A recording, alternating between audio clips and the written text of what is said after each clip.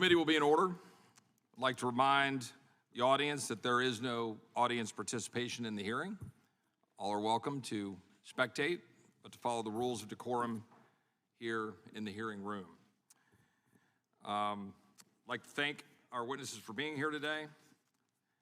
And I would, without objection, the chair is authorized to declare a recess at any time. We welcome everyone to today's hearing on anti-Semitism on college campuses. And I will now recognize myself for an opening statement. I would like to thank our witnesses for being here today. Since Hamas's brutal attack on our friend and ally, Israel, on October 7th, we have witnessed a disturbing spike in anti-Semitic violence across our own country. This rampant anti-Semitism is perhaps most prevalent on American college campuses, often funded with billions in taxpayer dollars. Let's be clear, much of what we are seeing transpire on college campuses is not First Amendment protected speech. We are seeing pro-Hamas protesters commit vandalism, destroy university property, set up large encampments, and even in some instances, carry out acts of violence. At the University of North Carolina, Chapel Hill, protesters defaced a campus building hours before graduation, covering the university's steps in red paint. At Yale University, a Jewish student was surrounded by a mob of protesters and assaulted by a pro-Palestinian demonstrator. He used a Palestinian flag to jab her in the eye.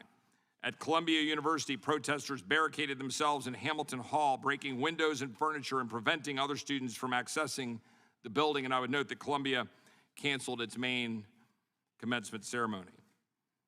I would point out the young man that was asked if he was a Zionist at UCLA and then prohibited from moving to another part of the campus and in a building simply for expressing his view. Unconscionable.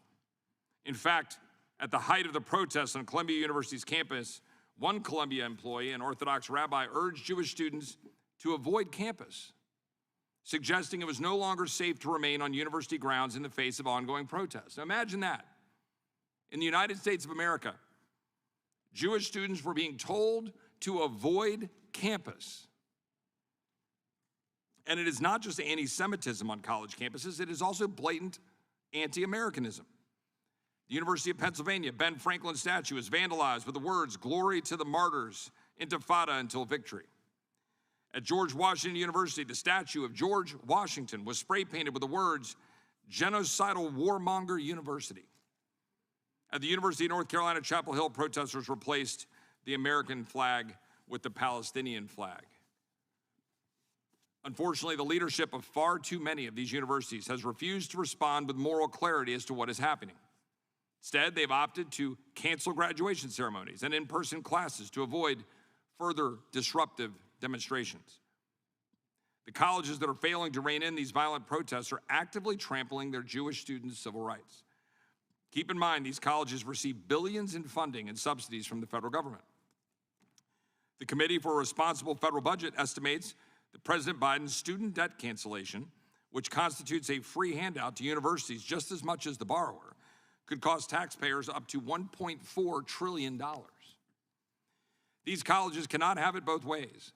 They cannot rake in billions in federal dollars in subsidizing students to attend their universities while refusing to protect their Jewish students as they hide behind a false First Amendment argument. Congress has a duty to ensure that these federally funded entities are protecting students and upholding their rights. Thankfully, there are a few universities that have demonstrated strong leadership.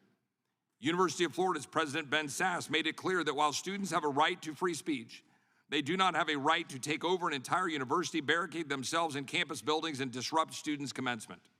He rightfully stated, quote, "I want all of our students to feel safe, but more important than the subjective feeling, I want our students to be safe." And that is what is critically important here. In my home state, the University of Texas, President Jay Hartzell rightfully refused to let protesters set up an encampment and disrupt campus operations. You might ask, with Jewish students' rights under attack by students, agitators, and DEI bureaucrats, where is the Department of Justice and its crown jewel, the Civil Rights Division? Where is Assistant Attorney General Kristen Clark?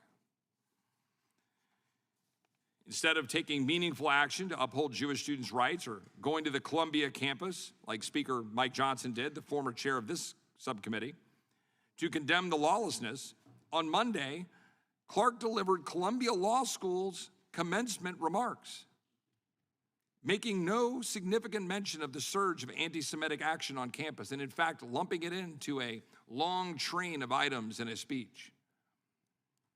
Imagine that. Didn't even bring it up in any significance after Columbia had basically been sacked in protest. All while the Civil Rights Division, by the way, is actively trampling on the rights of pro-life Americans to peacefully protest by prosecuting them under the FACE Act. One young woman, a progressive activist, received a sentence of 57 months just this week.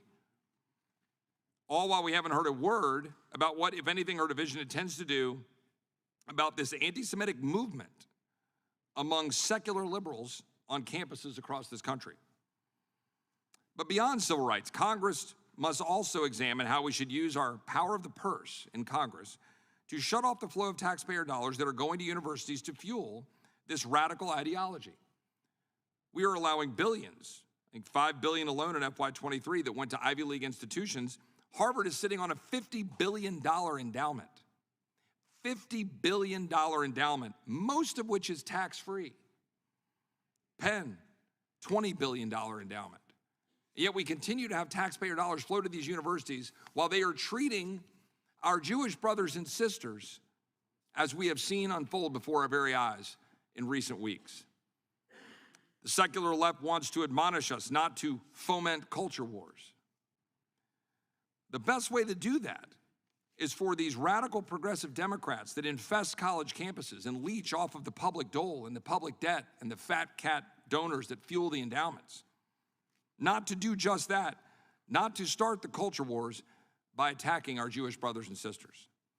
I look forward to hearing from today's witnesses about their experiences with anti-Semitism on college campuses and how we can ensure the safety, security, and equal protection of rights. I now recognize the ranking member, the gentlewoman from Pennsylvania, Ms. Scanlon, for her opening statement.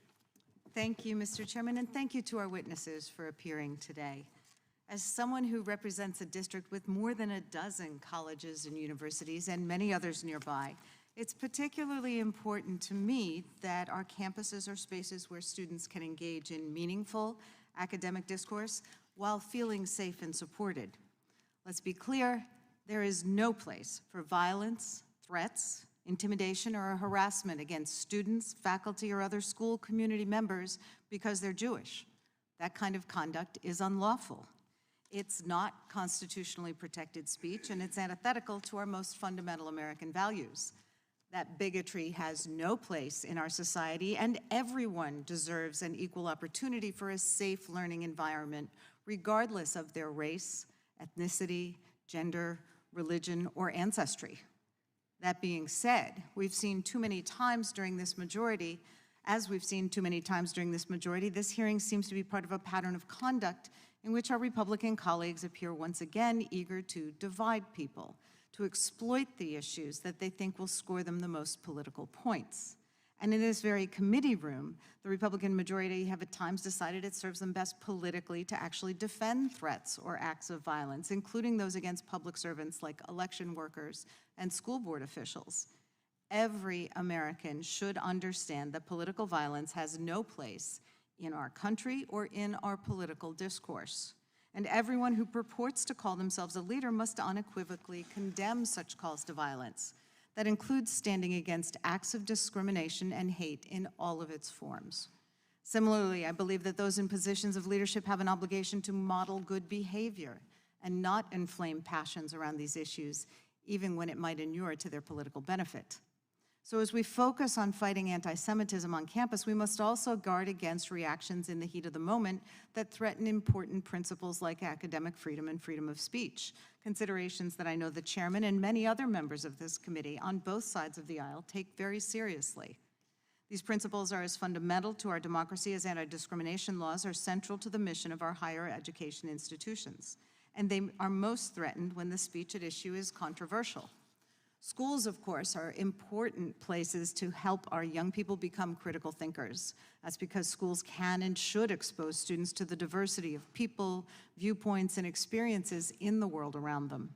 In fighting hate, Congress must respect the imperative that it not overreach and end up chilling constitutionally protected speech on college campuses or other places. That being said, there are concrete steps that Congress can take to combat anti-Semitism. As the chairman mentioned, Congress has the power of the purse. And if my Republican colleagues are serious about confronting this issue, they'd start by adequately funding the Department of Education's Office for Civil Rights. That's the primary agency tasked with enforcing civil rights laws at colleges and universities. This includes enforcement of Title VI of the Civil Rights Act of 1964, which prohibits discrimination based on race, color, or national origin in federally funded programs, and which protects Jewish students from anti-Semitic discrimination.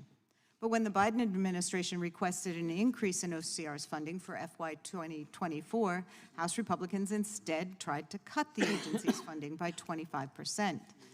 Ultimately, the final compromise deal left OCR's funding inadequately flat at a time when Title VI complaints from college students have risen sharply, and OCR lacks the resources it needs to get through an unprecedented backlog. And OCR's mission includes not just identifying violations of civil rights around anti-Semitism, but also implementing corrective action. So the failure to adequately fund impacts both the failure to identify past events as well as preventing future events. So as we look toward funding the government for 2025, the administration is once again requesting an increase for OCR. If our colleagues on the other side of the aisle are looking for a real, tangible way to fight anti-Semitism, they should provide that funding instead of once again trying to cut it. Similarly, if our Republican colleagues are looking for serious solutions, they'd help to implement President Biden's comprehensive national strategy to counter anti-Semitism. We could do so by passing the bipartisan and bicameral Countering Anti-Semitism Act of 2024, a bill that would, among other things, create a national coordinator to counter anti-Semitism in the Executive Office of the President to coordinate government-wide efforts to combat anti-Semitism.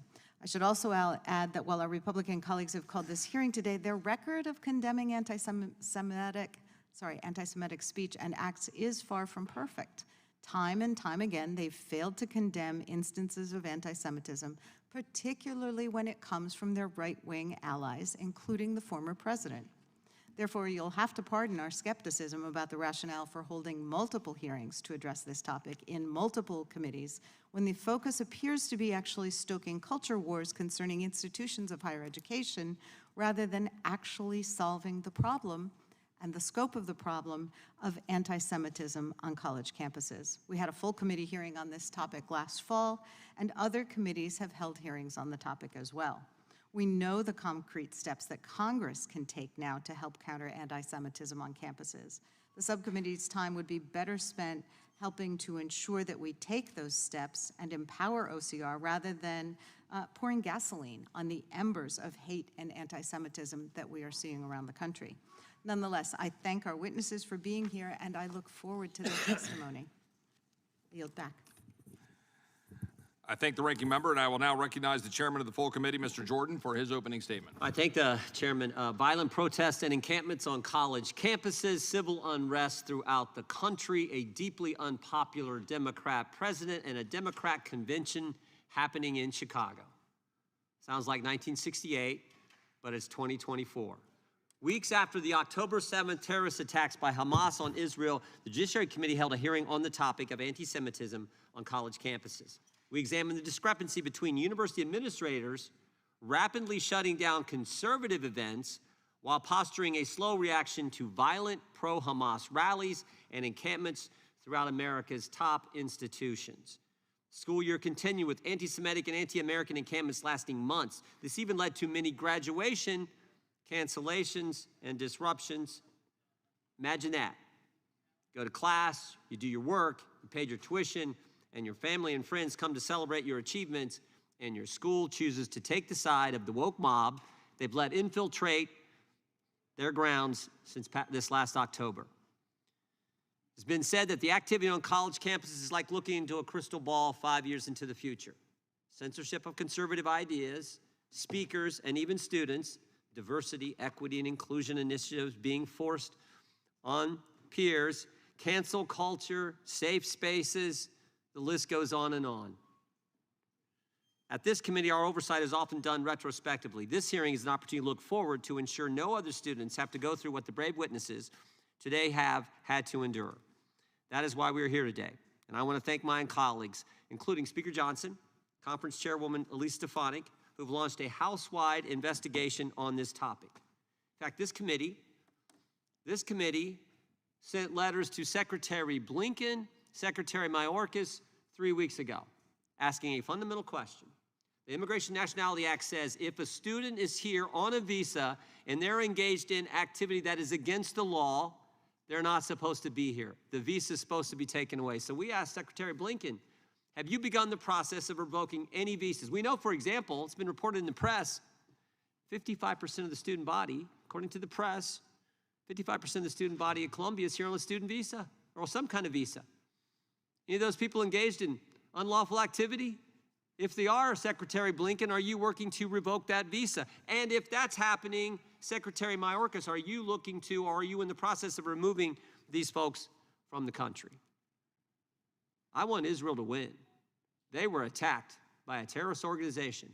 I want them to win, and I thought the White House did too.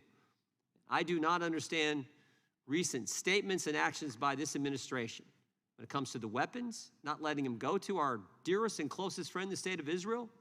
When it comes to the leading Democrat in the United States Senate telling Israel, we need a new prime minister, for goodness sake, this is our ally.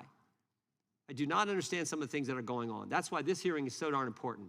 And I want to thank our chairman, Chairman Roy. I want to thank Virginia Fox for the work she's doing on the Education and Workforce Committee as well. And I want to thank our witnesses for coming here today to testify. This is important.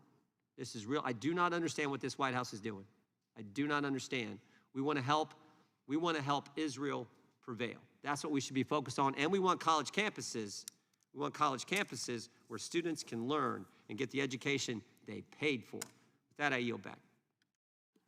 I thank the chairman, and I will now recognize the ranking member of the full committee, Mr. Nadler, for his opening statement. Thank you, Mr. Chairman. Mr. Chairman, I devoted much of my life to combating anti-Semitism, and I am as attuned as anyone to threats and bigotry aimed at Jewish people. I will take lectures from no one about the need for vigorous efforts to fight anti-Semitism on campus or anywhere else.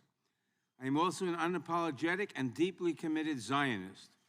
But I believe, and I hope every member at the dais and each of our witnesses here today would agree, that criticism of Israel's government or political criticism of Zionism on a college campus is not inherently anti-Semitic.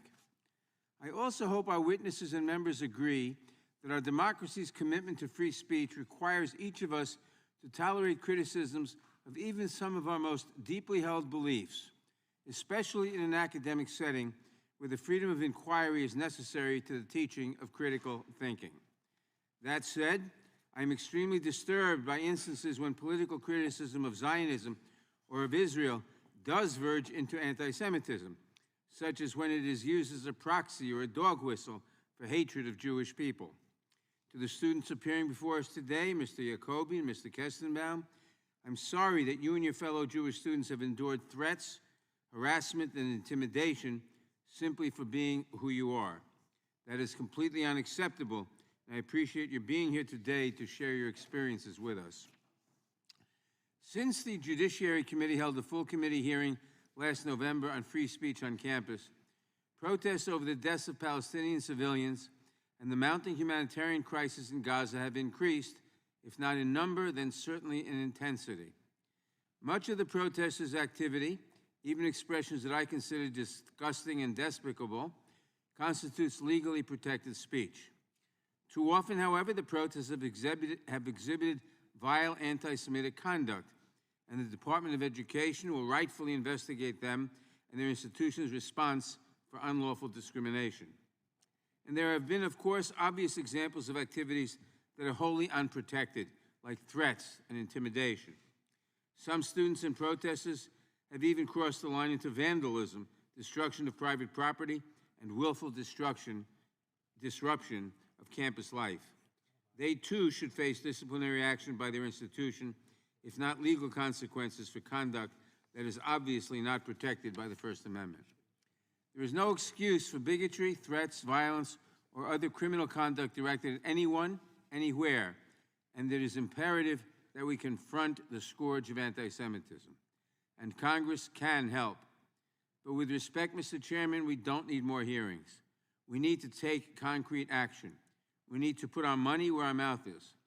Last year, the Biden administration outlined a comprehensive national strategy to counter anti-Semitism, the cornerstone of which was increasing enforcement actions by the Office for Civil Rights at the Department of Education. OCR, as the ranking member of the subcommittee mentioned, is in charge of enforcing anti-discrimination, is in charge of enforcing Title VI of the Civil Rights Act of 1964, which prohibits discrimination on the basis of race, color, creed, national origin, anti-Semitism, etc. President Biden's budget called for a 27% increase in funding for that office, an increase made necessary by the huge increase in anti-Semitic incidents that we saw. If my Republican colleagues were serious about anti-Semitism, they would have fully funded that request. Instead, they bragged about proposing to slash funding by 25%.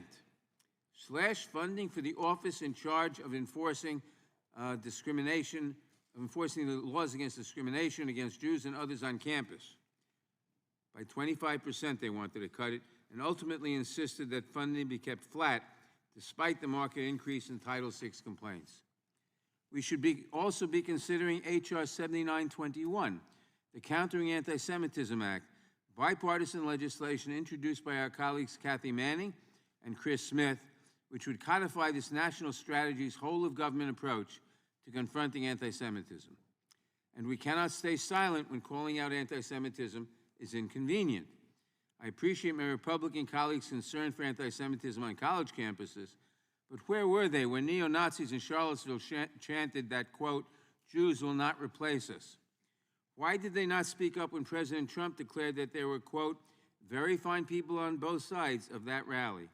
Or when he said that the Charlottesville rally was, quote, a little peanut, close quote, compared to ongoing campus protests regarding the Israel-Gaza war.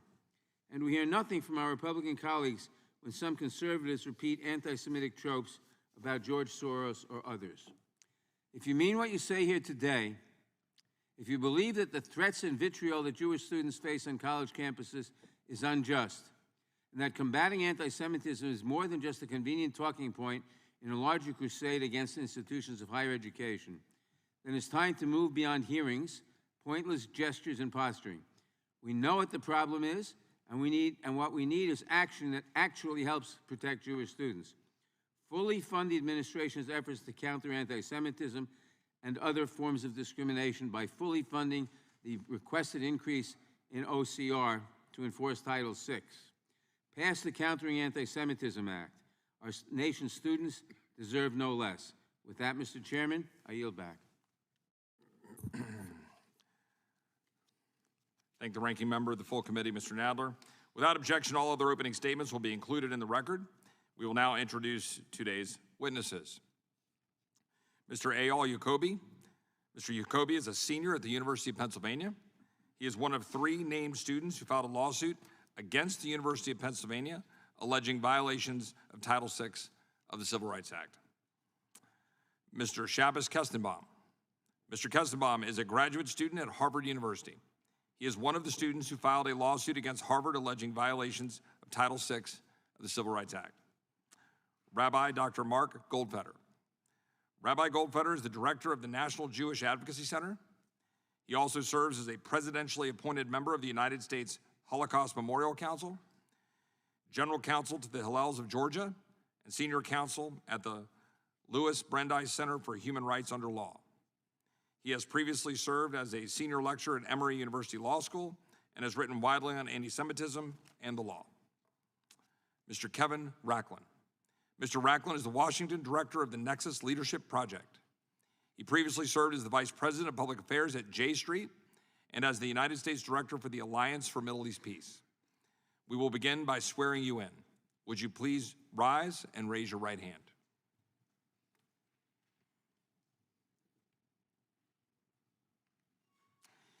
Do you swear or affirm under penalty of perjury that the testimony you are about to give is true and correct, to the best of your knowledge, information, and belief, so help you God. Let the record reflect that the witnesses have answered in the affirmative. Thank you. Please be seated. Please know that your written testimony will be entered into the record in its entirety. Accordingly, we ask that you summarize your testimony in 5 minutes. Mr. Jacoby, you may begin. And I'd ask everybody to remember to put your microphones on. Thank you, Chairman Jordan, Ranking Member Nadler, as well as Subcommittee Ranking Member Scanlon, and Chairman Roy, as well as other members of this committee for inviting me to be here today. My name is Eyal Jacoby, a senior at the University of Pennsylvania. For 2 weeks, an unlawful and dangerous encampment was erected in the heart of Penn's campus. Bigotry, violence, and harassment have become part of Penn's daily syllabus. The encampment at Penn waved the flag of the PFLP while chanting, quote, Al-Qassam make us proud. The PFLP being a designated terrorist organization and Al-Qassam being the armed wing of Hamas. While students walked to class, they were met with masked individuals screaming at them, quote, go die, you are Hitler's children and Nazis. One member of the encampment wore a sweatshirt with 2 rats surrounding a Jewish star. In another incident, a student walking on his own campus was surrounded by 4 masked figures, flashing strobe lights directly into his eyes. They proceeded to threaten him, saying, quote, if you know what's good for you, you'll get out of here. Hope you have a good doctor, and how's your dental plan? During a unity rally held by Jewish students, we chanted rape is not resistance, while the encampment chanted resistance is justified. When people reveal their beliefs, pay attention. Because at Columbia, they chanted globalize the Intifada right before smashing windows, barricading doors, and even taking a janitor hostage. For anyone wondering, that is what the start of a global Intifada looks like. This is not just an issue for Jews. It is an issue for all Americans. Because on October 7th, Israel was physically attacked, but ideologically, every free country had been infiltrated. Because the same people who wave the flags of Hamas are burning the flag of the United States. I'm a firm believer in the First Amendment, but the vandalism, assault, and trespassing that is taking place across college campuses are conduct, not speech. More specifically, it is unlawful conduct. But at Penn, bigotry and violence seems to be permitted. Because within 24 hours of the encampment being assembled, Penn's administration released a statement and said in no uncertain terms, quote, blatant violations of university policies and credible reports of harassing and intimidating conduct have occurred. The president went on. He stated, quote, failure to disband the encampment immediately will result in sanctions. The encampment went nowhere. The following week, the president of Penn released another statement whereby he said, quote, every day the encampment exists, the campus is less safe. Some have aimed to characterize this as a peaceful protest. It is not, end quote. Despite this, he said that he still believes negotiations are the best way to go, while admitting that, quote, the protesters have refused. What happened a mere 24 hours after this statement, you ask? The encampment took over the other side of Penn's College Green, chanted, we don't want no Zionist pigs, and compared the Philadelphia Police Department to the KKK. They also vandalized the Benjamin Franklin statue with Nazi and Hamas logos, as well as graffiti reading, quote, Zios get fucked. While the encampment persisted on an anonymous social media app exclusive to Penn students, posts read, quote, burn filthy Zio, and, quote, keep protesting louder. Hamas just made a statement, and they're with us. Penn, after 16 days, finally disbanded the encampment, declaring, quote, our community has been under threat for too long. The university finally acknowledged reality. We as students for far too long endured danger. So let me ask you this. What value is such an acknowledgement if action takes 2 weeks? The lesson that Penn has been teaching students and faculty is that violence and harassment work. Penn has allowed individuals to act with impunity. As former President Harry S. Truman stated, appeasement only makes the aggressor more aggressive. Moreover, 4 days prior to the encampment being disbanded, in Penn's own words, quote, we have heard reports of circulating documents with instructions for escalating, including through building occupations and violence. The Penn crimes log even included, quote, terroristic threats. To be clear, the university knew about documents circulating within the encampment for instructions on building occupations and violence. There were terroristic threats, and they waited at least 4 days to do something. On top of that, once the encampment was cleared, the university found weapons within it. This right here is the moral degradation of higher education and an utter neglect for safety. When we applied to Penn, we expected to be nervous about our final exams. What we didn't expect was to have counterterrorism units roaming on our campus. Taxpayers weren't aware that their federal dollars would support the hate that has taken root at Penn. But make no mistake, it is not the administration alone. Some professors at Penn are also abetting hateful speech and conduct. To illustrate, one professor posted a cartoon mocking 9/11. Another posted on October 7th, quote, "beautiful and timely," referencing Hamas terrorists entering Israel. While in class, a different professor remarked that not all Jews should be thrown into the sea, but only because, in his own words, it was not practical. I sit here today because I'm urging the administration to redeem themselves. Penn's coat of arms reads laws without morals are useless. Well, right now, Penn has laws with zero morals. Just last week, students put up 6 American flags on campus. Within 24 hours, all the flags were removed. Yet, the PFLP flag that sat just yards away was left untouched. Apparently, at Penn, the flags of terrorist organizations that rape, murder, and take American hostages can fly freely, but the US flag cannot. Thank you.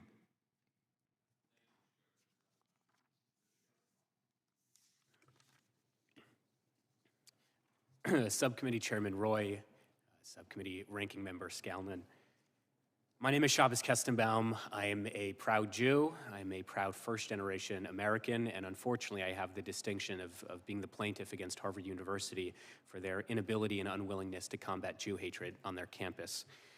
As my last name Kestenbaum suggests, my family's origins are traced to Germany. Indeed, my great-great-grandfather, Rav Yosef Breuer, was the leading German Orthodox rabbi and a respected figure within German society. Rav Breuer's youngest daughter, my great-great-aunt, vividly recalls praying from the Book of Psalms while her father was arrested by the Nazi Gestapo, and their historic Breuer Synagogue in Frankfurt completely burnt to the ground on the night of Kristallnacht. As one of the very last Jews to flee Nazi persecution in Germany, my family found home in the United States of America, where they were able to rebuild and sustain their Jewish identity.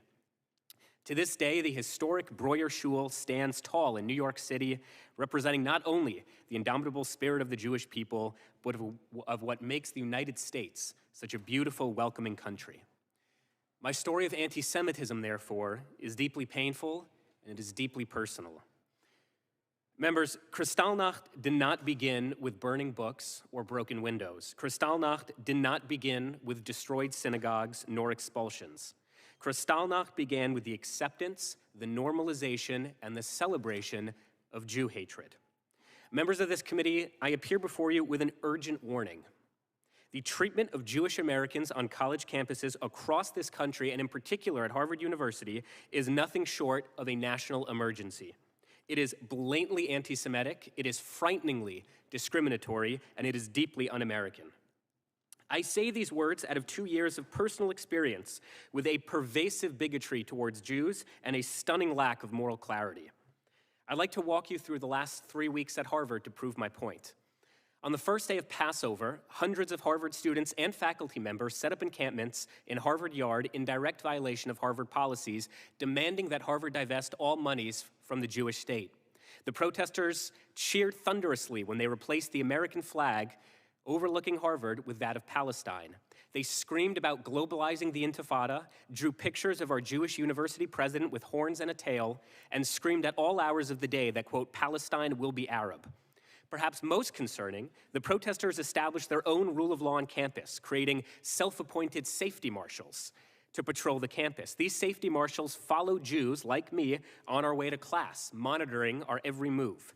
They often recorded us and demanded that we leave their encampment as if we did not have a right to exist at Harvard. But they did nothing when their encampment participants physically threatened Harvard community members. This campaign was designed for one reason and one reason only: to intimidate, to harass, and to bully Jewish students at Harvard University. In fact, although President Alan Garber himself admitted that these students threatened both students and employees, the encampment was allowed to continue uninterrupted for nearly 3 weeks. While the encampment finally ended yesterday, if you would like to see Harvard's anti-Semitism in real time, look no further than the fact that Harvard has agreed with almost all of the encampment leaders' demands. In exchange for leaving, the anti-Semites will face 0 consequences. They will get to meet with the university to discuss a Palestinian studies department. They will meet with the corporation to discuss divesting from the Jewish state. And not once has Harvard publicly condemned the objective anti-Semitism that we Jewish students have faced as a result. Not once has Harvard's anti-Semitism task force said anything. More importantly, not once have they done anything to combat anti-Semitism at Harvard. The encampment espoused near daily anti-Semitism, harassed and followed Jews, called for the violent destruction of the Jewish state, all in direct violation of school policy. As a result, they will all be rewarded. Only those, I am a Jewish student and have thus far been unable to meet with President Alan Garber or my dean Marla Frederick or to discuss the pervasive anti-Semitism on campus. Only those who call for the ethnic genocide of Jews, violate school policy, and send masked thugs to follow Jews are given the honor of having a seat at the table. That is the reality of being a Jew at Harvard in 2024. While the anti-Semitic encampment was ongoing, a few brave patriots and I decided to plant 1,200 Israeli and American flags in memory of the 1,200 Muslim, Jews, and Christians slaughtered by October 7th. Harvard responded by calling the police on me. Harvard did not deem chanting violent destruction of the Jewish state actionable, but planting American flags were. Tellingly, within 24 hours of our installation being set up, the American flags, Israeli flags, and hostage posters were all vandalized. To this day, Harvard has yet to acknowledge, let alone condemn, this act of hatred. I will close by saying that Harvard students have called Jews bloodthirsty vipers. A professor has publicly stated that, quote, Zionists do not belong in public health. Class instructors have canceled classes to encourage students to participate in anti-Israel demonstrations. And a staff at Harvard threatened me with a machete. To this day, Harvard has yet acknowledged to me what they will do to protect me, what they have done to discipline this staff member. I have seldom experienced such disdain, disregard, and contempt for a minority group than the way in which Harvard treats its Jews at Harvard. Thank you, Mr. Kestenbaum. Rabbi Dr. Goldfeder, you may begin your testimony. Chairman Roy, Ranking Member Scanlon, members of the subcommittee, good afternoon. My name is Mark Goldfeder. I'm the director of the National Jewish Advocacy Center, a nonprofit legal organization set up to combat anti-Semitism.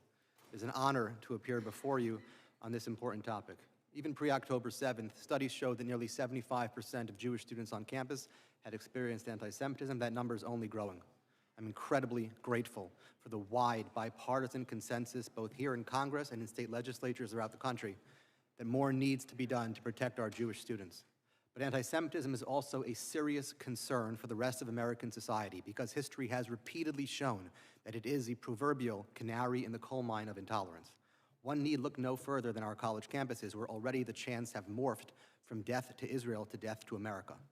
There's no time for a history of anti-Semitism, but it is worth noting that there are certain patterns that consistently emerge when it comes to anti-Semitism's focus, the form, if not the content of its justifications, and the effective process by which it allows otherwise decent people to do horrible things. In terms of its focus, as Chief Rabbi Lord Jonathan Sacks of blessed memory once explained, anti-Semitism often looks at Jews as a collective, the idea being that while individual Jews might be tolerable, Jews as a separate collective identity should not be allowed to exist with the same rights as other groups. That's why the majority of anti-Semitism in any given era tends to focus on the primary form of collective Jewish identity at that point in time. So in the Middle Ages, Jews were, for the most part, a religious community. And so they were hated for their religion, even if those particular Jews that were being oppressed were not religious. In the 19th and 20th centuries, the primary unifying collective identity of Jews was their ethnicity. And even when the assimilated Jews had only a trace amount of Jewish blood in them, they were killed. Today, when the primary collective embodiment of Jewish people on the world stage is the people of Israel and their nation state, Jews around the world are hated and held accountable for their state, even if they're not Israeli. The essence is the same, even if the focus shifts. It's the denial of the legitimacy of the Jews as a separate people. And in every generation, those manifesting such bigotry use some variant of the same refrain. We don't hate Jews, we just hate X. And in order to justify their hatred in a socially acceptable way, anti-Semites need a rationale that can pass in polite society. So in the Middle Ages, that was religion. In post-Enlightenment Europe, it was science. And today, it involves actually abusing the language of human rights with selective claims of social justice that see only Jews or the Jewish state as worthy of condemnation. And finally, in terms of its insidious process, one unifying theme is consistent dehumanization. Whether the Jews are portrayed as malevolently superhuman, like in the Protocols of the Elders of Zion, or as worthlessly subhuman. In Nazi ideology, anti-Semites have found that it is easier to despise and eventually kill that which you don't consider human. The bottom line is that the rationales are ever-changing, and so in order to fight anti-Semitism, we need solutions that can cut through all the timely excuses given for a timeless hatred. We need to focus on practical measures, and so I wish to offer 3 suggested efforts. First and foremost, for the vast majority of Jewish people across time and space, Zionism is and always has been an integral part of their Jewish identities. To quote my distinguished co-panelist, Mr. Racklin, not all anti-Zionism is anti-Semitism, but most of it is. Certainly, any time that Jews are targeted for their Jewish belief in Zionism, that is anti-Semitism, nor is that in any way controversial or partisan. That idea actually comes from the administration's national strategy to counter anti-Semitism that Ranking Member Nadler referenced. And so Congress should clarify that unlawfully targeting a Jewish person for any aspect of their Jewish identity, including a belief in Zionism, is anti-Semitism and will be treated as such. Second, Congress should make sure that the federal government is enforcing laws already in place, including, of course, Title VI, and Congress could also add teeth in the form of penalties for schools that fail to fulfill their obligations or to follow the requirements to disclose foreign funding. And finally, Congress should make clear that the First Amendment is not some mystery that no one knows how to apply, and that the government expects universities to apply it correctly and consistently. Freedom of speech, even offensive and hateful speech, must be protected, but there are limits to what constitutes speech, and there are rules for when it crosses over into actionable conduct. Let me be clear. You can say whatever you want, however abhorrent, about Jews or the Jewish state, but you can't then attack Jews because of those hateful feelings. The First Amendment does not protect trespassing, vandalism, harassment, assault, the destruction of property. It does not protect those making true threats or intimidation or incitement. Protests are important, but schools can and must still impose reasonable time, place, and manner restrictions. Even a public university is not a public street, and the rules for what speech must be allowed on each are very different. University officials do not have to tolerate student activities that breach reasonable campus rules, that interrupt the educational process, or interfere with other students' right to receive an education. We also don't have to imagine what responsible leadership looks like in practice. As the chairman mentioned, President Ben Sasse at the University of Florida is one example of someone who has stepped up to show the way. Thank you for this opportunity to testify, and I look forward to your questions. I thank you, Rabbi Goldfeder, and now I would turn to Mr. Racklin for his testimony. Thank you so much, Chairman Roy and Ranking Member Scanlon. Thank you for inviting me here today. My name is Kevin Racklin, and I am the Washington Director of the Nexus Leadership Project, a group committed to supporting the historic U.S. national strategy to counter anti-Semitism and to fight anti-Semitism in ways that bring together communities. Anti-Semitism is a threat to our society and to the norms and values of democracy. Every day there seems to be new data showing an undeniable dramatic spike in anti-Semitism. That data doesn't tell the story half as well as these 2 students here today. As Rabbi Dr. Goldfeder explained in his testimony, the kind of incidents being reported go well beyond the bounds of mere expression or protest. Chants of F the Jews or calls for Jewish students to go back to Poland. These are brazen anti-Jewish taunts and harassment, and they should be condemned and are simply unacceptable. The Israeli-Palestinian conflict is a complex issue, and reasonable people can disagree on solutions. Universities should be a place to embrace complexity and promote understanding. But when students are celebrating October 7th or saying Zionists should die, this is simply unacceptable and should be condemned. There is some disagreement about where anti-Zionism and criticism of Israel overlaps into anti-Semitism. That's a debate the Nexus Project has engaged. But when it comes to action to protect college students, there is consensus around the anti-Jewish incidents we are hearing about today, and about one of the common ways that anti-Zionism shows up. While not every argument against Zionism as a political ideology may be motivated by anti-Jewish bias, as a practical matter, the majority of American Jews self-identify as Zionists. So when we have seen school clubs or movements with litmus tests saying Zionists not allowed, this is effectively a ban on including a majority of the Jewish students on that campus. That exclusion can be a Title VI violation, and civil rights laws give enforcement agencies a mandate to act against that discrimination. Ultimately, we have to recognize that the rise of anti-Semitism is a broader societal issue that extends far beyond just our college campuses. That is why the comprehensive whole-of-society approach of the national strategy is so critical. Its recommendations for how the government, schools, businesses, and communities can prevent and respond to anti-Semitism has bipartisan, bicameral support and has been embraced by the majority of the American Jewish community. The administration is already currently implementing the strategy within the relevant federal agencies. But what we have seen, again, is that politicians won't even take a look at it or accept it simply by virtue of the fact that it's from another party. As you hear in this room today, Jewish students are facing atrocious anti-Semitic hostility, and members of Congress should do something that might be extraordinary. Reach across any divide to take action. Too much of this debate and too many proposed solutions do nothing for Jewish students, American students, or the health of the higher education system here in the United States. A recent letter from Jewish students at Columbia noted, quote, "Over the past 6 months, many have spoken in our name. Some are politicians are looking to use our experiences to foment America's culture war." Another National Jewish Student petition said something similar. To truly protect Jews on campus and across the country, Congress must implement a collaborative and nuanced anti-Semitism strategy that centers Jewish safety above political gamemanship.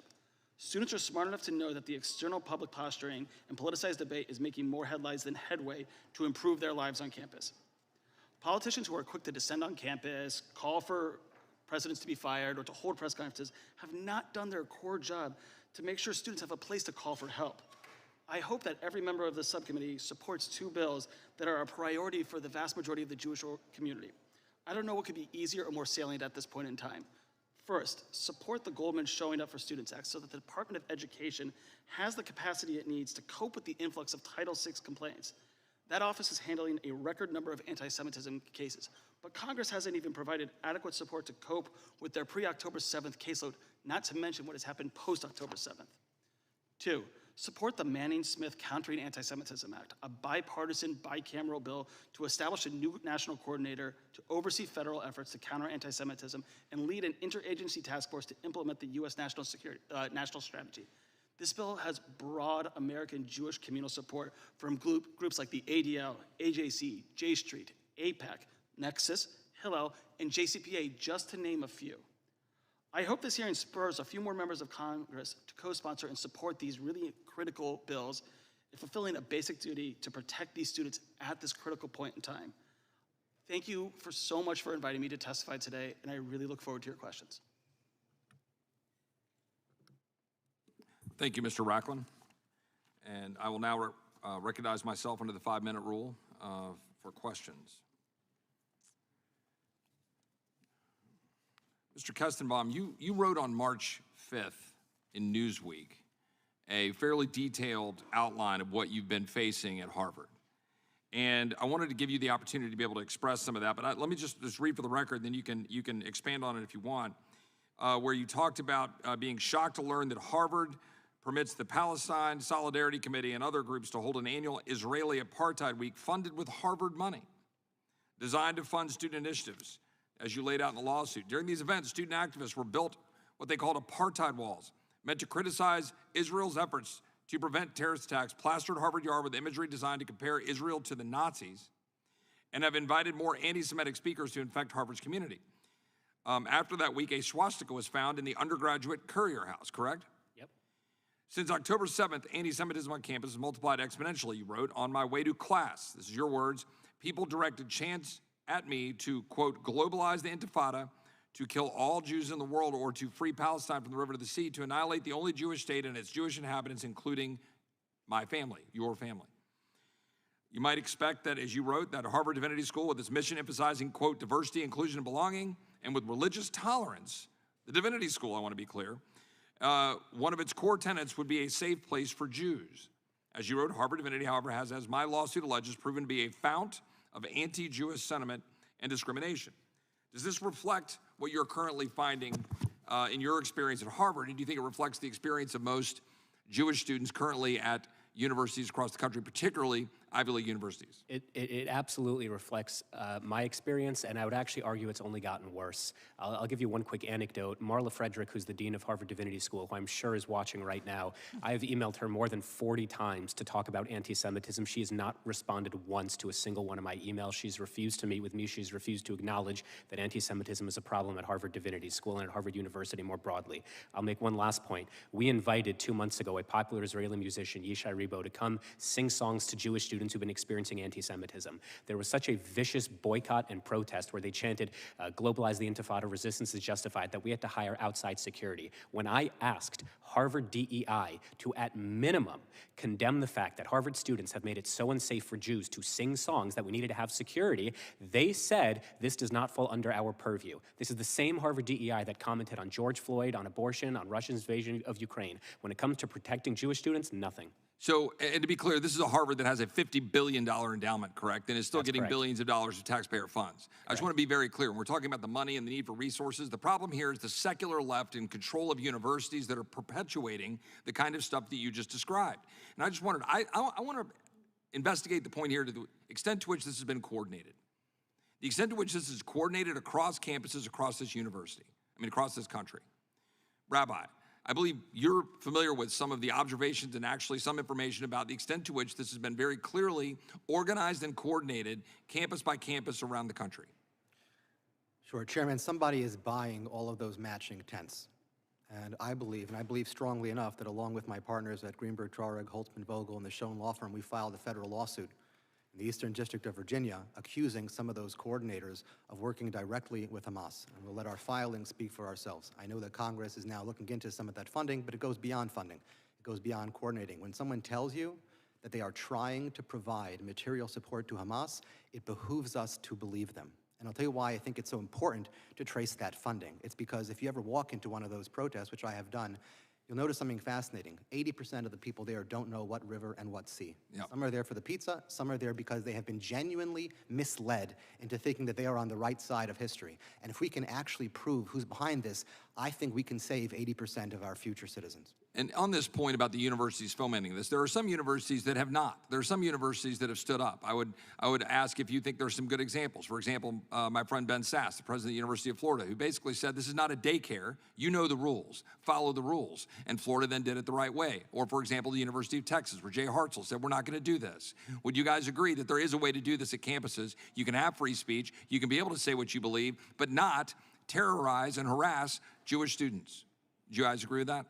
Yes or no? Yes. Yes? Yes. Last questions, I'm running out of time, particularly to the two students. Could you guys expand a little bit on the extent to which this is not just anti-Semitism, but anti-Americanism? I'm going to go to you first, Mr. Jacoby. I'd ask the two students to answer my question. Definitely. I just want to reference one professor who, on a Twitter account, which criticized Sami al-Aryan, who was deported for terrorism, and it commented on how he visited a campus. A professor then retweeted it saying that this is the time to say that I have a long-standing respect for Sami al-Aryan. That is a terrorist that was deported from the United States, and a professor at Penn then said that she has a long-standing respect for him in response to that tweet. Within 24 hours of installing 2 American flags at Harvard Divinity School, they were vandalized 3 separate times. The flagpole was ripped in half. The flags were tossed across the ground. This is not just about anti-Semitism, and it's not just about Jew hatred, but it's hating the United States. It's hating our democracy and hating Western values. Thank you, Mr. Kestenbaum. I will now recognize the gentleman from Tennessee, Mr. Cohen. Thank you, Mr. Chair. There's a whole lot of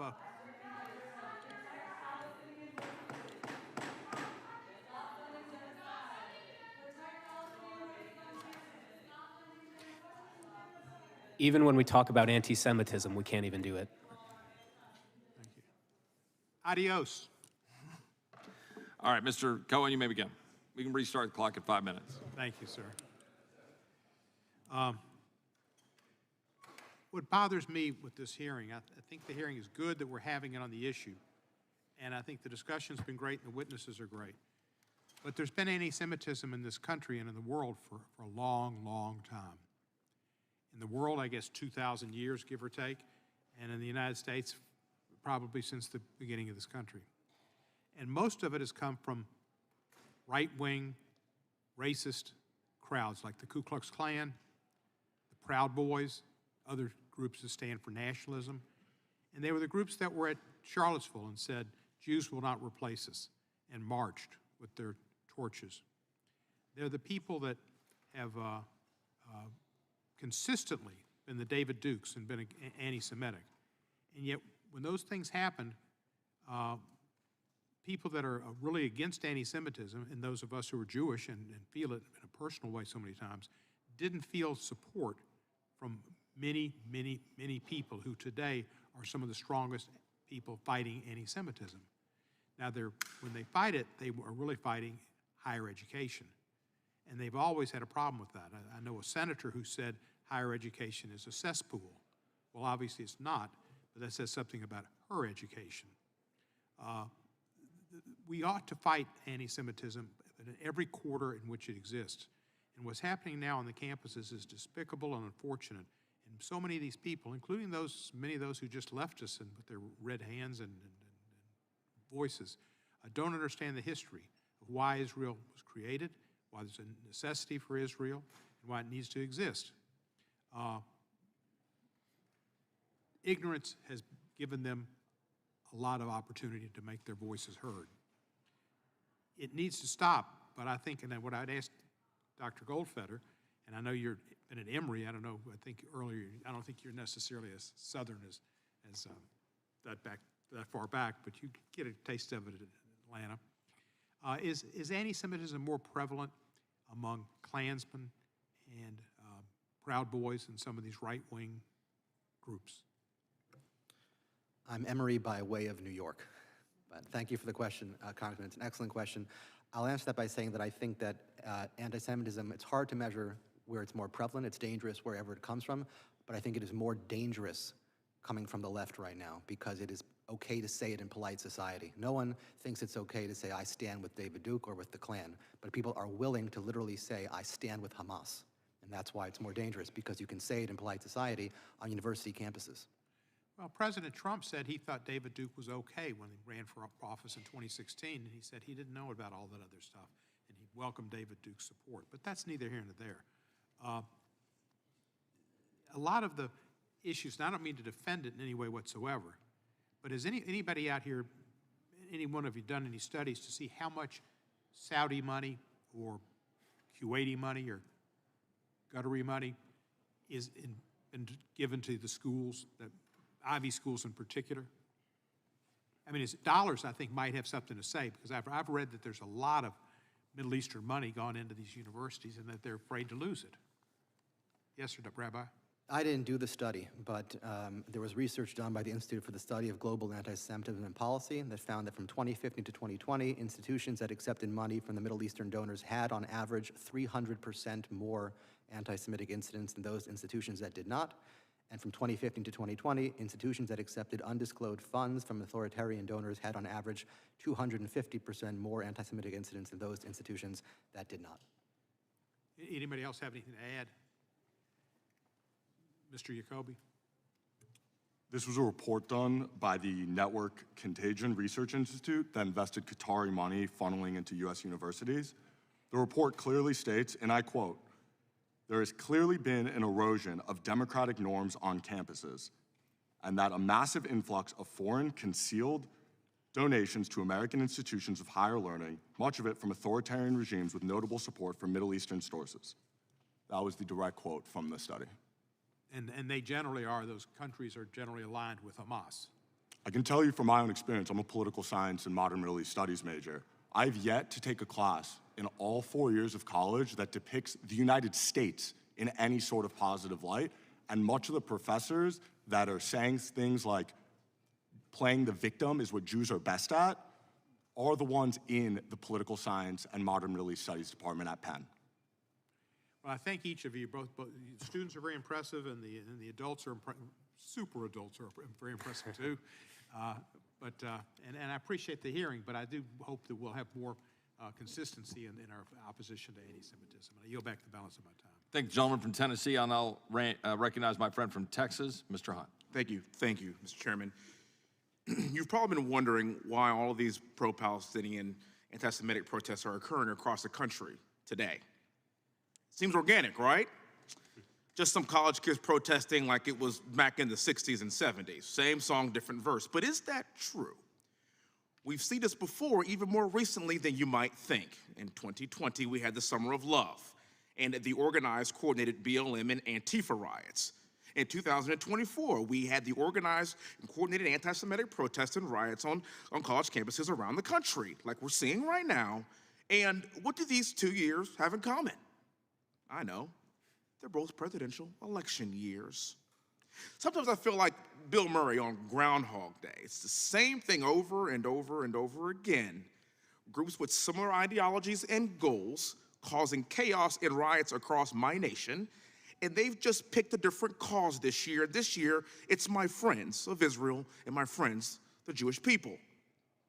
This isn't just some grassroots effort of college kids rallying around a joint cause, picketing the campus with signs and shouting, "From the river to the sea," for those who know what that means. These are people shouting anti-Semitic remarks, taking over and barricading themselves inside campus buildings, and in the case of Columbia University, taking a university employee hostage inside of a campus building.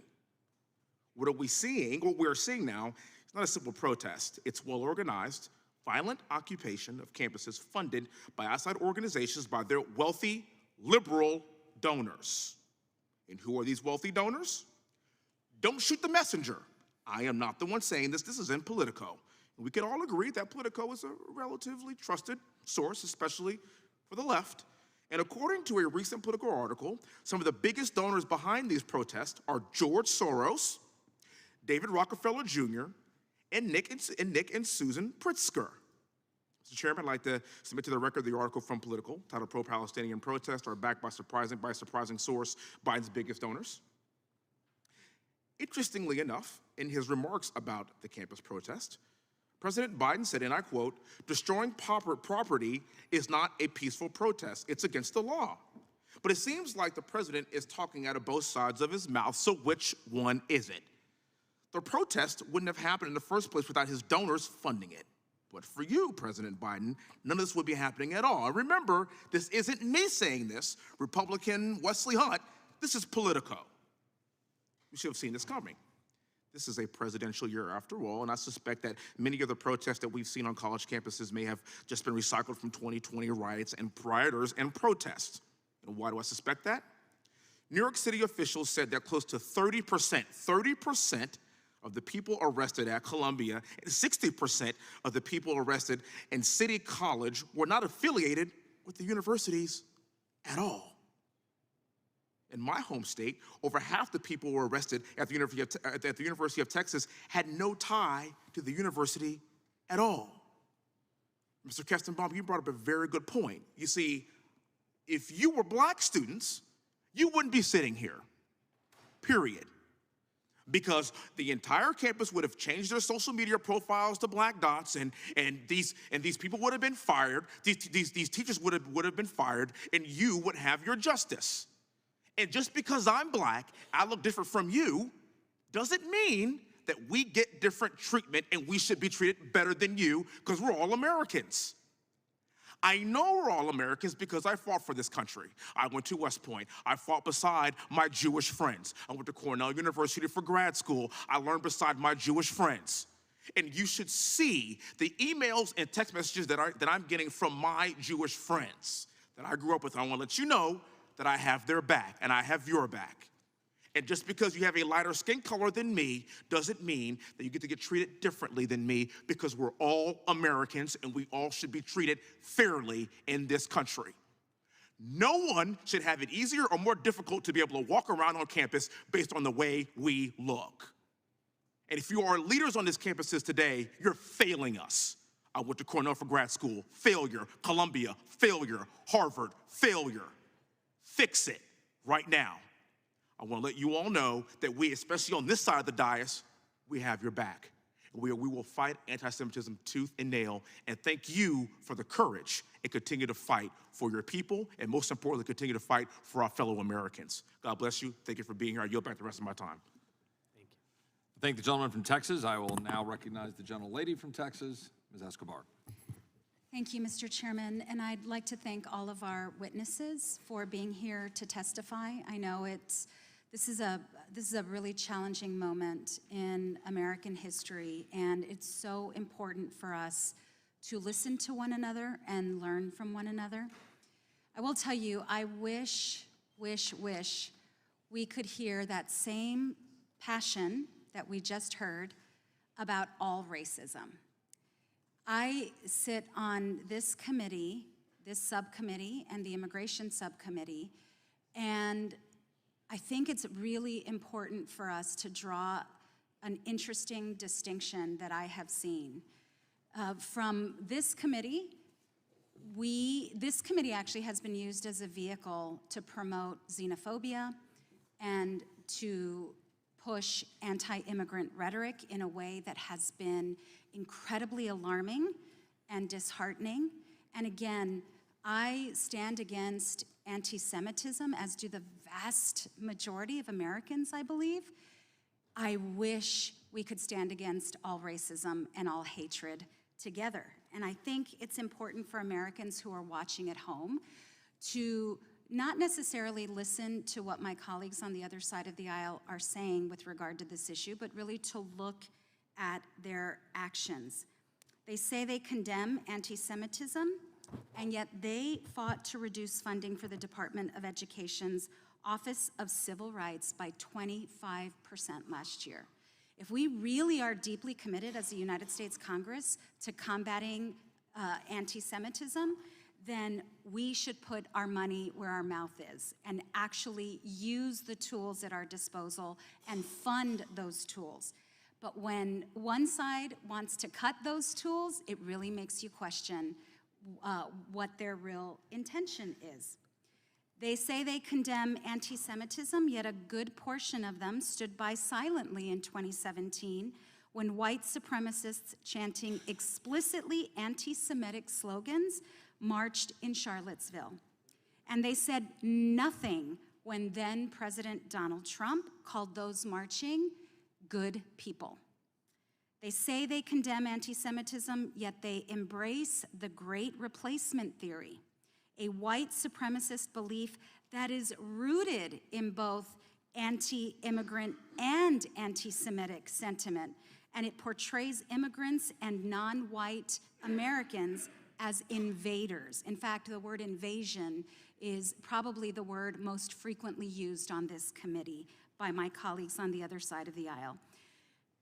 Here in Congress, as I said, our budgets reflect our values. I will continue to support and urge funding for offices like the Department of Education's Office of Civil Rights so that our government has the tools it needs to really combat anti-Semitism. And I do believe students' rights to express their opinions or share their beliefs on campus should be protected, but students do deserve to be safe and learn in a safe environment. Mr. Rachlan, can you please tell us, do you think colleges and universities could help ratchet down the temperature on campuses and prevent violence by facilitating constructive dialogue and understanding among students with diverse backgrounds, students who are Jewish, Israeli, Muslim, Arab? Thank you so much for that question, Congresswoman, and unequivocally, yes. This is something that can and should be done. Universities, college campuses, high schools, they need to meet students where they are, and they need to be able to bring them together in a safe and collaborative environment that fosters open and honest dialogue, but that is respectful dialogue at the same time.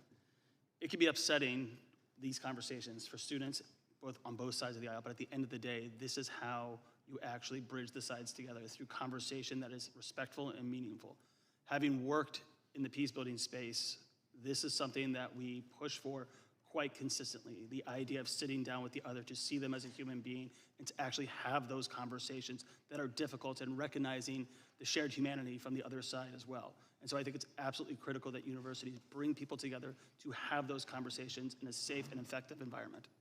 Thank you for reminding us of those very important values, which we should not just pursue in a university setting, but those of us who are lawmakers as well. Thank you, Mr. Chairman. I yield back. I thank the gentlelady from Texas. I'll now recognize the gentleman from California, Mr. Kiley. Mr. Kestenbaum, thank you for your very compelling and very disturbing testimony. I am so sorry for what you and your peers have had to endure, just the backwardness and the horror on Harvard's campus. I want to reiterate a very important point from your testimony, which is that Harvard caved to the demands of the encampment. Is that correct? That's correct. And tell us again how long the encampment was there? About 3 weeks. And you had the people in this encampment, I don't know if they were students or not, who were harassing Jewish students, who were threatening them, who were following them around and monitoring their activities. And in response to this, the university gave them what they wanted? That's absolutely correct. And what were the demands that were agreed to? They want a full divestment from the only Jewish state. They want a Palestinian Studies Center, and they want to have full control over certain narratives that are being given in classrooms as it pertains to Israel. And this was described as a negotiation. Were you invited to that negotiation? I've never once been invited to speak with the president, with the dean, with anyone of power in Harvard. So this is the important point. And you have these university presidents, and this has become a trend now, of university presidents caving to the demands of the encampments. And then they pat themselves on the back, they say, oh, the reasoned dialogue. That's how we got here. Dialogue is the answer. This is not dialogue. This is the opposite of dialogue. Dialogue involves a reasoned consideration of different points of view. Dialogue is not the preferred mode of operation for anti-Semites and anarchists and terrorists and their sympathizers because their arguments are terrible. They're morally bankrupt. They're repugnant. And so they prefer to do things by force. And now you have university administrations that are rewarding that mode of operation by saying the way that you get to be part of this negotiation is not by representing a significant voice on campus, not by someone who's been victimized by the things that are going on campus. Rather, the way that we will negotiate with you is if you engage in illegal activities and violate the university's rules and harass other students. And we're seeing this at more and more universities now. Just today, Sonoma State, which is a university in California, announced that they were, in response to the encampment there, basically adopting the full BDS program. They even said that for flyers that might be out there that made reference to study abroad in Israel, they would immediately act to get rid of those flyers so that the word Israel doesn't even appear on any of them. And then to top it all off, to enforce this new policy, they set up an advisory council of students for justice in Palestine. I'm not making this up. This is actually what they did. This council will enforce the agreement, and it's going to consist of members from the encampment, faculty, staff, administrators, Palestinian alumni, and other interested students. This is an absolute disgrace. Any leader at Sonoma State who is party to this needs to resign immediately. They're institutionalizing anti-Semitism. But I'll give you another example, because you said you haven't been invited to take part in negotiations, to have any sort of meeting with university leadership, and that's what we're seeing at universities across the country. Here's an example from University of California, San Diego, where a student emailed the chair of the Academic Senate and said, "Hope all is well. I've been invited to schedule a meeting with the Academic Senate regarding my experience as a Jewish and Israeli student on campus during this academic year. Please let me know the follow-up steps." The response, and this is from John Hildebrand, the chair of the Academic Senate at UCSD, says, "I apologize, but we can't meet with you at this time. There is a lot going on, and it's just not possible just now. Feel free to send comments to my email, but as you may imagine, we are inundated with requests." This is an absolutely shameful state of affairs, where you have the voice of Jewish American students that is being sidelined, the people who are most affected by what's going on our campuses, but the people who are creating the disruption, who are engaging in harassment, who are engaging in threats of violence, and even in some cases acts of violence, are being elevated, are being given a privileged position, and then are having their anti-Semitic, anti-Israel demands actually being agreed to by the administration. So this has become a much bigger problem than just the sort of scenes that we are seeing that are so disturbing that have been described by our witnesses today. It has become an institutional problem, the way that universities are responding to this. But of course, we know that it's the actions of the universities that in many ways have led to this crisis that we're now experiencing in the first place. So I want to thank, in particular, the students here from Harvard and from Penn, and so many voices that we've heard, courageous accounts from all across the country. We need fundamental reform in American higher education. I yield back. Thank the gentleman from California. I now recognize the gentlelady from Vermont, Ms. Ballin. Thank you, Mr. Chair. This issue is deeply personal for me. I am the granddaughter of Leopold Ballin, who was horribly, viciously murdered in the Holocaust. When you go to Yad Vashem and you read the Book of Names, you'll see a lot of balance there. You don't see a lot of balance in this country. There's a lot of balance in that book. I've seen anti-Semitism firsthand. My family's experienced it. We are continuing to deal with the generational trauma that was brought upon my family through the Holocaust. I was raised in a house in which was taught at a very young age that you always need to look for the signs of anti-Semitism. It's used to manufacture division and fear, and anyone can fuel it, but it always benefits politicians who rely on that division and fear for their own power. It's incredibly frustrating to me that in Congress right now we can't have a conversation around anti-Semitism that will lead to actual action. I ask unanimous consent to enter into the record a video that I have compiled regarding anti-Semitism, and I ask unanimous consent to show it in committee.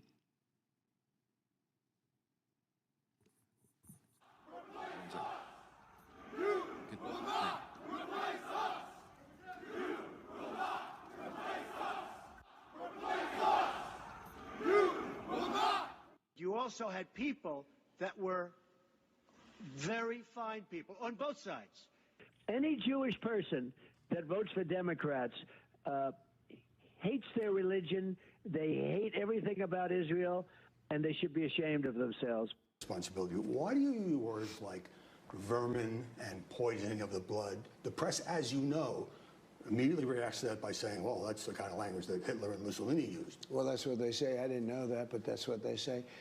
Because our country is being poisoned. I think the FBI needs to be all over this. I think they need to look at the root causes and find out if some of this was funded by, I don't know, George Soros. You know, we can look back in a time in history where people were told to wear a gold star, and they were definitely treated like second-class citizens, so much so that they were put in trains and taken to gas chambers in Nazi Germany. And this is exactly the type of abuse that Nancy Pelosi is talking about. I stand by all of my statements. I said nothing wrong.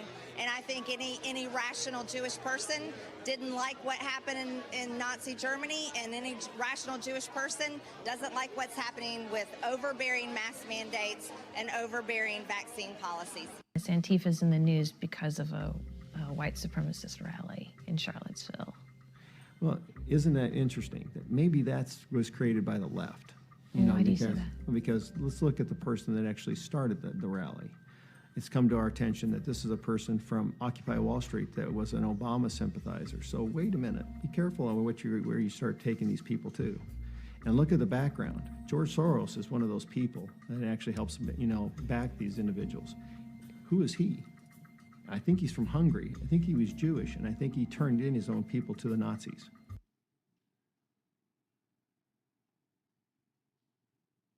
So you can see why I have a very hard time taking it seriously when we come together in this format, when I have to sit and listen to anti-Semitic rhetoric from my own colleagues. To the students, your experience is horrible, and you never should have had to go through that.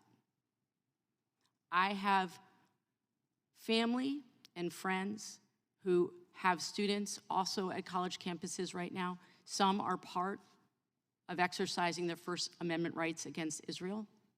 Some of them, like you, have been on the receiving end of horribly anti-Semitic rhetoric. Both these things are true. What I would like to see from my colleagues is to stop using anti-Semitism and your bogus attempts to address it to raise money and dollars. And why don't we do something that will actually solve the problem? Because it's real, and many people in this country are suffering from it. I yield back. Now recognize the gentlelady from Wyoming, Ms. Hackman. Thank you, Mr. Chairman. I actually want to take a step back and look at the forces behind these college campus riots, which have far overstepped the protections from the First Amendment and threaten Jewish students and faculty across the nation. From what I have seen, these riots are a form of anarchy that are being pursued by a violent group of anti-American and anti-Semitic groups. What strikes me about this pro-Palestine, pro-Hamas inspired unrest is both the speed in which it started after the October 7th attack and the sophistication of the coordinated acts of crime, including threatening our Jewish students, occupying and damaging college buildings, and more.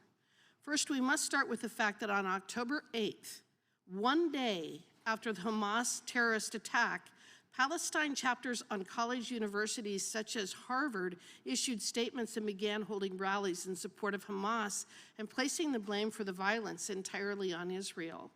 Mr. Kestenbaum, you are a master's student at Harvard. Didn't you find it a little odd that groups were so prepared to immediately support the Hamas attacks? I found it odd and I found it horrifying. Well, and I did too, and I would say this preparation suggests outside influence inside these student organizations, and that such outside groups were possibly informed of the October 7th attack before it occurred. That this situation is being driven by outside forces is not just speculation. Of the 262 people arrested at Columbia and the City College of New York, nearly half had no affiliation with the schools. At George Washington University here in DC, only 6 of the 33 arrested individuals were affiliated with the school. The coordination is mind-blowing. I don't want to diminish what our Jewish students are going through right now, but I want to hopefully highlight something, Mr. Kestenbaum, you stated in your testimony, and to describe the further danger of this situation. Wouldn't you all agree that outside criminal and violent forces exploiting colleges for their causes are dangerous for each and every member of the school, the students and the faculty alike? Mr. Jacobi, would you agree with that? 100%. What about you, Mr. Kestenbaum? Absolutely. Rabbi Goldfeder? Absolutely. And Mr. Rockland? Yes. Shai Davidai, an assistant professor at Columbia Business School, reported that one of the nationwide instigators of these campus movements, Students for Justice for Palestine, received guidance and financial support from American Muslims for Palestine, and he reports AMP's directors have links to groups which fundraise for Hamas. These groups even have, these anti-Semitic, anti-American groups even have direct ties to the Biden administration, to the White House. The National Security Council Coordinator for Intelligence and Defense Policy and the Deputy Assistant to the President, Mayor Bitar, is driving the administration's Hamas policy. In college, Mr. Bitar was an active participant in Students for Justice in Palestine at Georgetown University. Again, that relationship, that connection, absolutely horrifies me, and I think it demonstrates why we have seen such a weak response from the Biden administration. Rabbi Goldfeder, your testimony touches on this issue a bit in your second recommendation, and what you state is that we just simply need to enforce the laws on the books which provide for punishment when foreign students provide support for terrorism. Could you please elaborate on the source of the issue from which this recommendation comes from and what Congress can do through oversight to ensure that the DOJ is doing just that, which is enforcing the law? Sure. Well, that particular recommendation comes from the Immigration and Nationality Act, but I'll take it a step further, which is that even groups that include domestic citizens that support terror, there are laws in place. You know, the ATA and JASTA are there to protect everyone else from groups that support terror. AMP was founded on the ashes of other groups that were shut down literally for supporting Hamas. AMP coordinates NSJP, and that's why we sued them in federal court. And so I think it's important to enforce those laws to make sure that the DOJ actually does hold them accountable. Do you think that the DOJ is currently enforcing the law as it is written? I do not. I would ask unanimous consent to introduce into the record the article, "One Look at Biden's Top Advisor Explains His Support for Hamas." I want to thank all of you for being here. I'm sorry for what you're going through, but I also want to thank you for your bravery, for your willingness to step up and talk about this. It needs to be exposed. Sunshine is the best disinfectant. We're going to get through this. We're all going to get through this. I know it's tough, but your bravery demonstrates that there are good Americans out there that will always fight for the right thing. Thank you. I yield back. I thank the gentlelady from Wyoming. Without objection, her consent request will be admitted in the record. I also have a letter from Advancing American Freedom to Attorney General Garland that without objection I'd like to introduce into the record involving these issues and some questions they asked of the Department of Education. And then in addition, I think somebody referenced earlier, I'd like to introduce a Politico article dated May 5th titled "Pro-Palestinian Protesters Are Backed by a Surprising Source. Biden's Biggest Donors, Including Soros, Rockefeller, and Pritzker." Without objection. And now with that, I will recognize the ranking member. Thank you.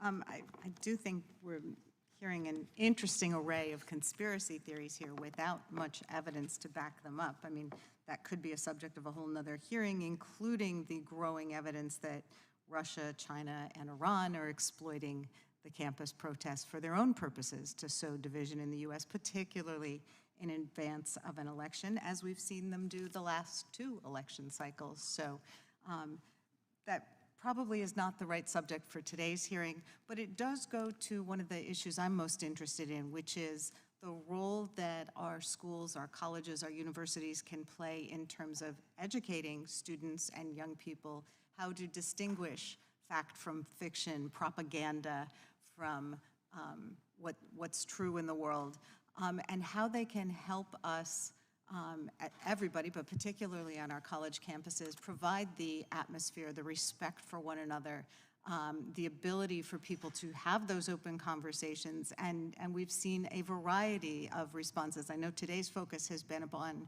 places where there has been virulent anti-Semitism and hate speech and actual potentially criminal violations. But there are many campuses where this has not occurred, and there have been great efforts. So, Mr. Rockland, could you comment upon the role that colleges and universities can play, what they can do perhaps in combination with the Office of Civil Rights to make sure we do have safe spaces for people to discuss these important issues without veering into territory that we don't want them to? I'm really glad you brought that up, and I'm very happy you brought up the Office for Civil Rights, and I think it's an important thing to note in this committee that hasn't been said yet is this. I'm just going to say a quick number, 50 to 1. This is the number of investigations per investigator that the Department of Education's Office for Civil Rights have currently for their caseloads. 50 investigations per investigator. Each one is trying their best to try to investigate all of these complaints of Title VI on college campuses and in high schools around the country. They don't have the resources to adequately address this. They need more money. It's one of the reasons why we and others are really pushing for increased funding for OCR to really push that forward, to give them the resources to take some of the pressure off the university so that when there are complaints like the students here, that they are being investigated quickly, that they're being brought to fruition, and that there are consequences following those investigations that the department is actually putting forward. In terms of universities, they really need to do a better job at bringing people together. One of the things I've seen is that there are several universities that rather than allow these encampments and these issues to bubble up and explode the way they have on other campuses around the country, that they've brought together sides before any of this has happened, sat them down and said, these are the rules for engagement, these are the rules for protest. If you go outside these lines, you will be subject to be penalized for that. And I think that is the way that universities should be handling this. They should be taking a proactive approach rather than a reactive approach to this at this point in time. And I think all universities, particularly someone like my alma mater, Ohio State, this is what they are trying to do at this point in time. They're trying to be a proactive and address this before it starts spilling out so that it impacts Jewish students across their campuses. I do think that's a really interesting role, particularly in the academic context of helping people to understand what are the boundaries of free speech versus hate speech, what are the boundaries of nonviolent protest and civil disobedience, so people understand where they are, and if they do cross those lines, they do so intentionally, and then they know what the consequences are. Do you want to add anything, Rabbi? You looked like you were nodding in No, agreement. I agree with everything that was said, but I'm also a practical thinker. And when you look on campus, we're not seeing calls for conversation. You know, hard conversations are like chess, and you can't play chess when someone keeps on knocking over the board and kicking you in the face. So until we can assert these are the rules of the game and how we're going to have conversations, and again, I'll point to Ben Sass in Florida, President Ben Sass, he's done that, then I'm all for it. But you have to have a conversation with someone who respects your very existence, or else it won't go anywhere. So I 100% agree in theory. And when it comes to funding OCR, absolutely we should give them the funding that they need. But there also does need to be accountability. I've done OCR complaints for many years, and to my knowledge, there's never been in history a single time where a university actually lost its funding for anti-Semitism. The words have to mean something. So I think any additional funding has to come with accountability. Sure, and that makes sense, and it would help if OCR had the resources it needs to do its job. I do have to disagree that the only response has to be, threats, because we've certainly seen at many of the universities in my district that having open dialogue, having respectful dialogue has avoided some of the issues that we've seen and that have been discussed today. So thank you. With that, I yield back. Thank the ranking member. I will now represent my good friend, Mr. Armstrong. Thank you, Mr. Chairman. I think we should start with, this isn't a protest. What we saw in here today is in its performative art.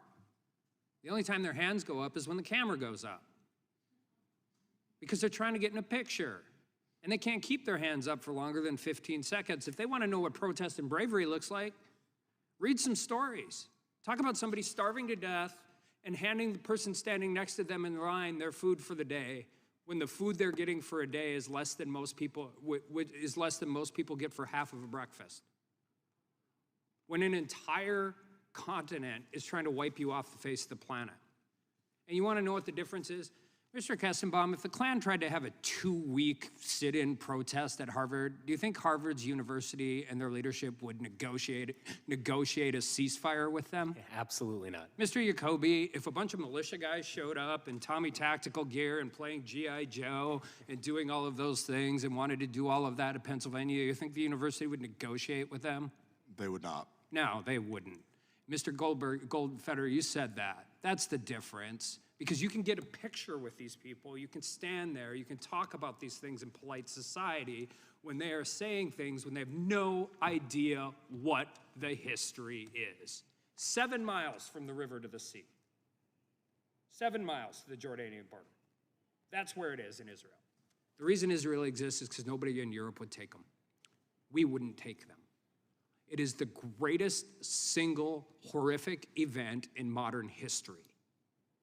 And I just think if you're at Harvard, maybe you should learn about it. Or if you're at Penn, you should learn about it. So when we talk about these things like they're equivalent, they're not. They're just not. This is coordinated. This is going on. We treat somebody different. Here's the thing. If somebody comes after you with a machete, that's not a mostly peaceful protest. That's a felony. Charge them. If you want to occupy an entire building and commit felony acts of vandalism, how about a bunch of rich, liberal credit card kids understand what the consequences to a protest are?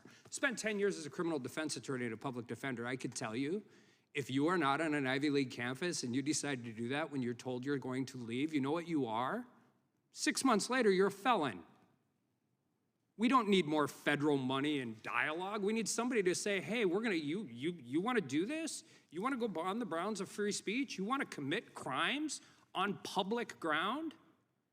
Then you know what? You can go through the rest of your life with your Ivy League education. Great, fantastic, it's awesome. But you're also going to have that felony designation. Let me know how that goes when you're trying to become a licensed doctor or a licensed nurse. And then better yet, I think we should give them a Columbia Law School graduate as their attorney. Because you know what they got? Pass-fail grades, because who could possibly go to law school at a time like this?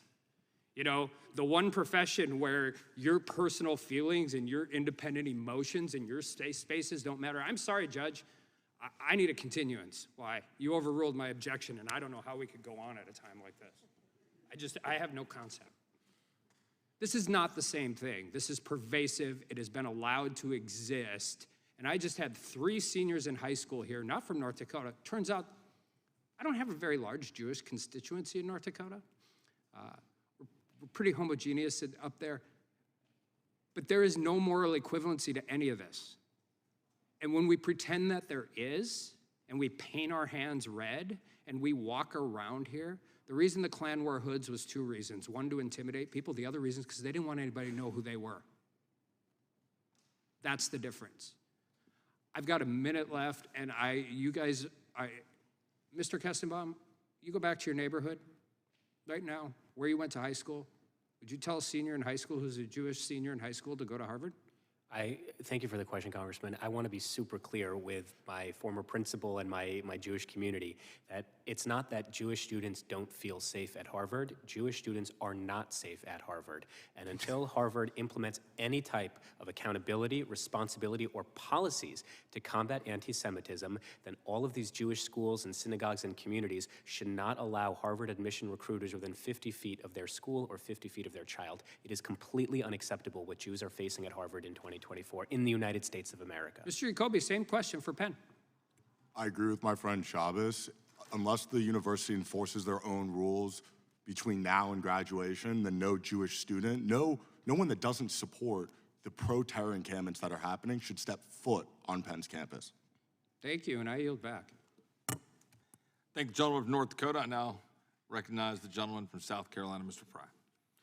Thank you, Mr. Chairman, and thank you to all of our witnesses for being here today, what you've testified to. We've heard this not only here in Congress, but in our communities back home, and I myself just came back from Israel, where there is a deep-seated fear that there is a separation between Israel and the United States because of the policies of this administration. According to Hillel International, there have been 1,584 total reported anti-Semitic incidents on college campuses since October 7th. Since October 7th. That's a 700% increase compared to just last year. At 65 institutions of higher education have been placed under investigation since October 7th of last year. 65. Mr. Chairman, I request unanimous consent to enter into the record the statistics from Hillel International. Without objection. So let's take a look at these statistics in action. Let's play a video.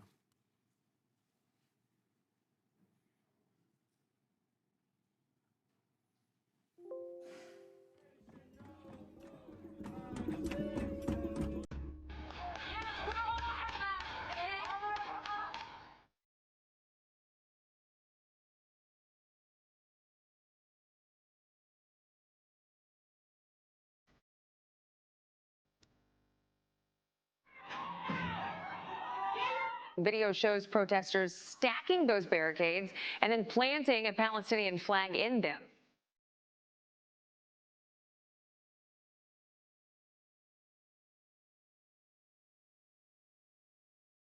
So these clips are just a snippet of the nonsense that we have seen on college campuses since October 7th. This isn't in Gaza. This isn't in the West Bank. This is right here in our country. Institutions of higher education, which are supposed to be great institutions of learning where you develop as an individual, are now places of repression and suppression, depending on who you are. The last photo, George Washington visualized dressed up, I think is one of the most important things that I've seen. That's right here in our nation's capital. It's heartbreaking to see that, and I'm not Jewish, but I empathize with what you two have gone through in your classmates.